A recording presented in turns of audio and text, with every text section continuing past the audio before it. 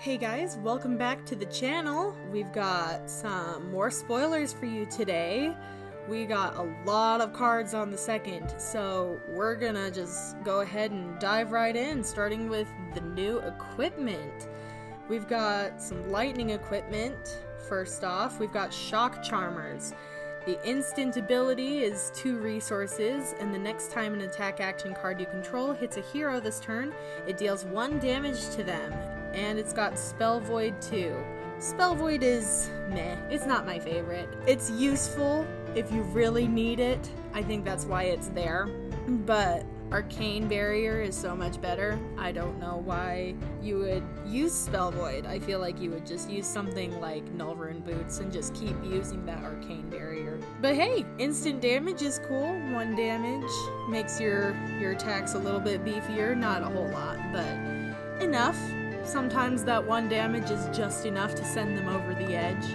Next, we've got the Rotten Old Buckler. This is exciting, you guys. It's a Guardian equipment, and it's offhand. We're gonna get a one-handed Guardian weapon in this set. I think that's just so cool. I am so excited for that.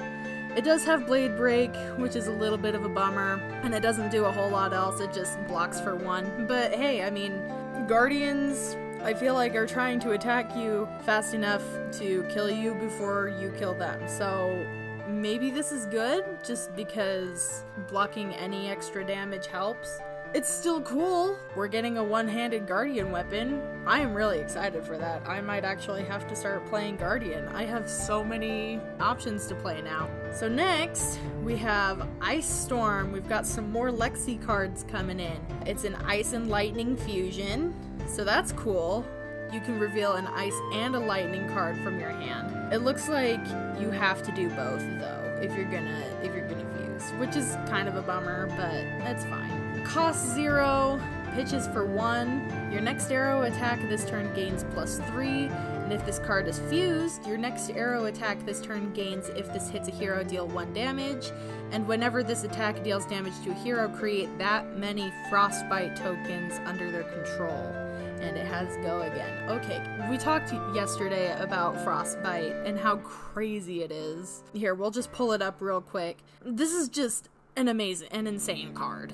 It's Frostbite is so good if you're playing against someone who has to pay a lot for attacking, for auras, stuff like that.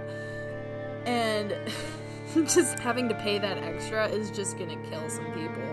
I think that's just so cool. And then your next arrow attack gains +3. That is crazy. Like, it's so good for tall attacks and just all the Frostbite. It's just, I am so excited for this card. Next, we've got Snapshot. It's another Lexi card. Costs 0, pitches for 1, and attacks for 4. It's a lightning fusion card. If Snapshot is fused, you can activate abilities of bows you control an additional time this turn as though they were an instant. Which, if you look at Voltaire, you can use that one twice already. But if you play Snapshot, you can use it 3 times. Holy cow. Just so cool. This is a really exciting card. So it doesn't have Go Again, but I mean, hey, if you do give it Go Again, you can attack again with any arrows you might have in your arsenal. I don't know if you would have any arsenal arrows at that point, but hey, it's worth a shot, right? Yeah, using those bow abilities, again, is gonna make this card really, really useful. I really like that. And it costs 0, like you're attacking for 4 for free. That's awesome. I love that. Next, we're moving into the elemental actions now. I think both of them are attacks right now. We've got Entwine Ice first.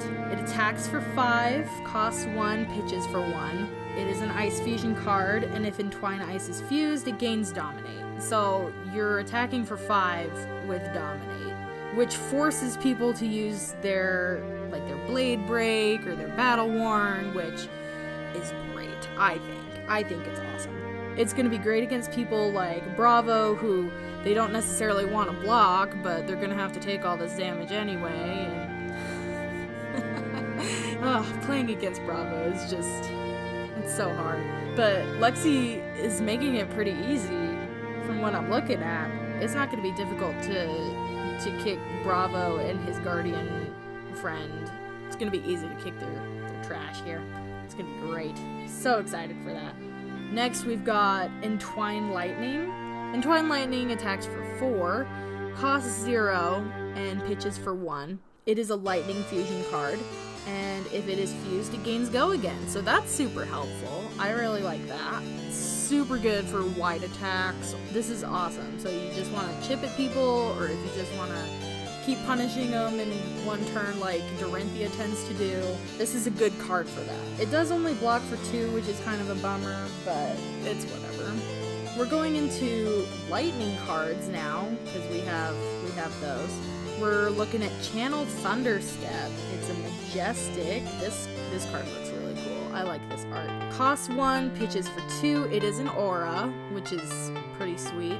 It does have Go again. Whenever you play an action card, you may pay 1 resource. I'm assuming it's an extra resource. If you do, that card gains Go again. And then this Channel Lightning ability is interesting. At the beginning of your end phase, put a flow counter on Channel Thunderstep, then destroy it unless you put a lightning card from your pitch zone on the bottom of your deck for each flow counter on it. So, I guess you gotta make sure that you're pitching lightning cards if you play this. It's great for wide attacks, because the attacks are gonna Go again. But it might not last very long, because, you know, I don't know how many cards you're planning on playing that have this lightning typing. But if you're playing Lexi, you might want to be playing Ice. You might want to be playing Elemental. You might want to be just playing generic for whatever reason. But, you know, it's a pretty good card. Great for wide attacks again. It might not last very long, and, you know, that's just something that you have to juggle sometimes. Let's move on. We're gonna go to Shock Striker next. This thing is cool. Looks kind of like a Griffin Phoenix lightning thing. Love it. So it attacks for 5, costs 1, pitches for 1. Once per turn instant. That's interesting. You pay 2, and it gains, if Shock Striker hits a hero, deal 1 damage to them. I'm assuming that's 1 extra damage. So you have the potential to be hitting for 6, which is pretty cool. My only thing is, I don't want to be paying 2 extra to just deal 1 damage. I think that's kind of a waste of 2 resources. Just something to think about. Like, do you really want to be paying 2 extra resources for 1 damage? Like, to me, that seems like a waste. But, you know, you do you. Let's move on to Amulet of Lightning. This is interesting. We're getting some items now. Costs 0, pitches for 3. Excellent. It does have Go again, and its instant ability is destroy the item, and then the target action card gains Go again. But you can only activate this ability if you've lightning fused this turn. Which makes sense, like, it is an Amulet of Lightning. And, like, why wouldn't you fuse? I mean, I guess if you don't have enough cards in your hand to fuse, like, that makes sense. But, honestly, I feel like you should be fusing pretty much every time you're playing a card that has fusion. That's my thought, but I also haven't played this yet, so we'll see. I don't know. Let's move on. We're going into Lightning Ice. There's only 1 Lightning Ice card. It's called Pulse of Volthaven. It's legendary, so you can only have 1 in your deck. Super pretty. Love it. Your next Lightning Ice or Elemental attack this turn gains +4. This is what blows my mind. It costs 0 for +4 to your next attack. And it's all 3 of the new typings. I think that's huge. It's great for like those tall attacks when you're trying to be more aggressive and you want to kill your opponent faster. I think that's just, yeah, it's bonkers. Let's move on. Let's go to Frostfang next. So this is an ice action. We're getting into the ice cards now. There are only a couple. You've got 5 attack for 2 resources, and it pitches for 1. And here's the cool part. If this hits a hero, that hero discards a card unless they pay 2 resources. So you're forcing them to either block this card or discard a card or pay 2 resources to not discard a card. So either way, they're losing an extra card. It's so good. So this is great against people who have to block or who pay a lot to attack, like Bravo, Reinhardt. So this is great for wide attacks if you give it go again, because then the next time you attack, they're not going to have as many cards to block with. They have to use their equipment, or they just have to take the damage, which is awesome. You probably don't want to use this as your last attack that turn, just because then you're kind of wasting the discard a card thing. Even then, like, if you're using this as your last attack, they still have to block it, but if they only have like one card in their hand, they still have to use that card, and they're still taking damage. So it's not a big deal, just something to think about.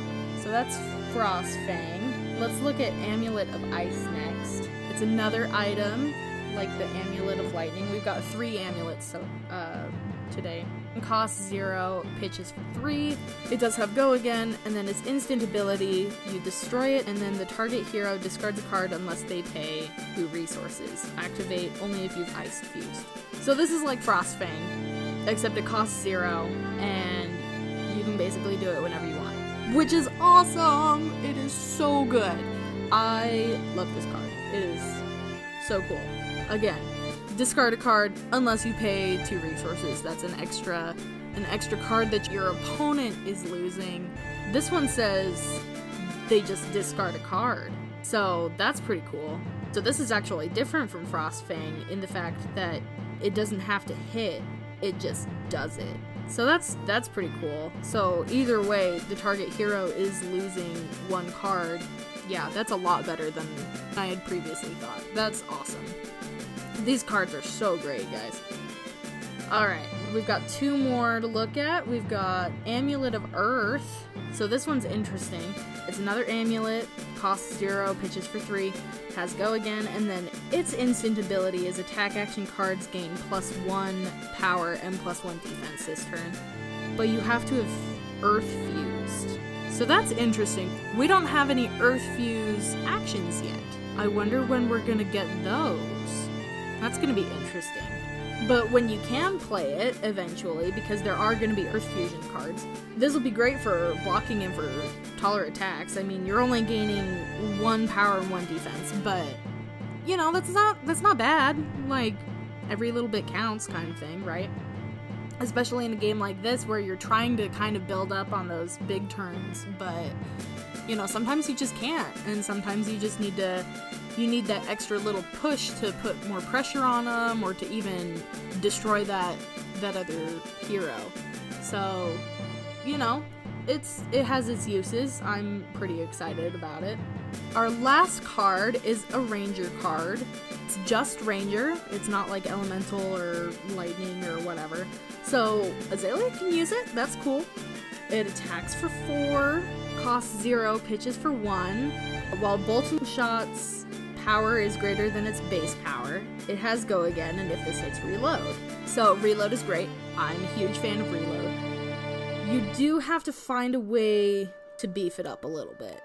So I was thinking maybe Goliath Gauntlet, but I feel like Azalea has an arm equipment already that you might want to use instead of Goliath Gauntlet. So maybe you could use something like, Warmonger's Recital, maybe. I'm sure Azalea has some other power-up cards that you could use instead. So it's pretty good. Like I said, the big thing is you have to beef it up if you want it to have go again and reload.